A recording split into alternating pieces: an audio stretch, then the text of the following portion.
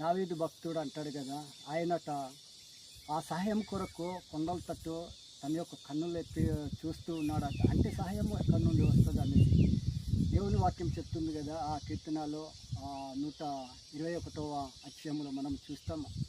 ఆ సహాయము యెహోవా వల్లనే వస్తుందని. ప్రియులారా, ఆర్థిక ఇబ్బందులు రావచ్చు, కుటుంబం నుండి సమస్యలు రావచ్చు, గ్రామం నుండి సమస్యలు రావచ్చు.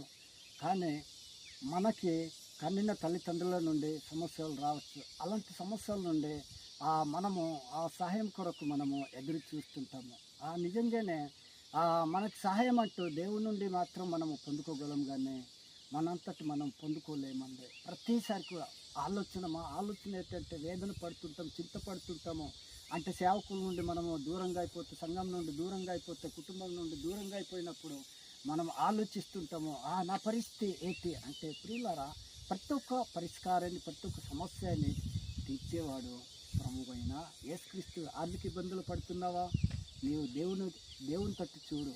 నీవు అప్పుల సమస్యలతో బాధపడుతున్నావా? నీవు దేవుని తట్టు చూడు. నిజంగానే దేవుడు నీకు సహాయం చేయడానికి, ప్రతి సమస్య నుండి దేవుడు నిన్ను విడిపిస్తాడని నేను ప్రేమతో తెలియపరుచుకుంటున్నాను. ఎందుకంటే కృంగిపోయిన నా జీవితంలో, పాడైపోయిన నా జీవితంలో దేవుడు ఎంతో గొప్ప కార్యములు చేశాడు. నాకు చేసిన ఆ దేవుడే మీకు కూడా సహాయం చేస్తాడని నేను మనస్ఫూర్తిగా చెప్తూ నా మాటలు నేను ముగిస్తున్నాను. Praise the lord.